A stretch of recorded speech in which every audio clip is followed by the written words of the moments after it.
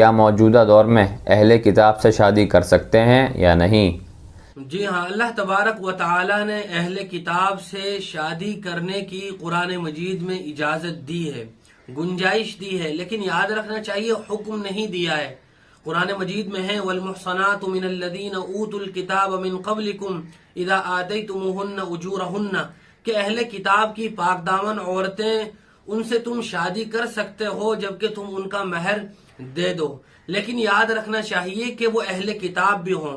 اپنے اصلی مذہب یعنی شریعت موسوی اور شریعت عیسوی پر باقی بھی ہوں، آج کل کی طرح وہ دہریے اور لامذہب نہ ہو، کمیونسٹ نہ ہو۔ نام تو ان کا سرکاری رجسٹروں میں وہ عیسائی یا یہودی کے طور پر ہے، لیکن در حقیقت ان کا کلچر وہ ایسا ہے کہ وہ اپنی اصلی شریعت پر باقی نہیں ہے۔ اور آج کل کے اہل کتاب تو عام طور سے اہل کتاب نہیں ہے، بلکہ اس سے پہلے حضرت عمر فاروق رضی اللہ تعالیٰ عنہ نے اپنے دور خلافت ہی میں اہل کتاب سے شادی کرنے کو مصلحتاً ممنوع قرار دے دیا تھا، ان سے شادی نہ کی جائے۔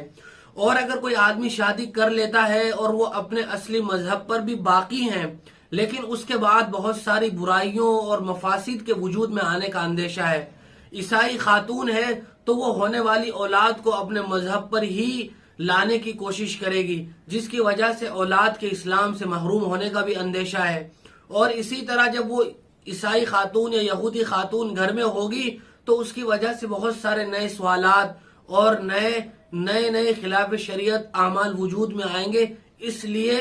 بہتر اور افضل یہی ہے کہ اگر اہل کتاب اپنے اصلی مذہب پر باقی ہوں تو ان سے شادی نہ کی جائے۔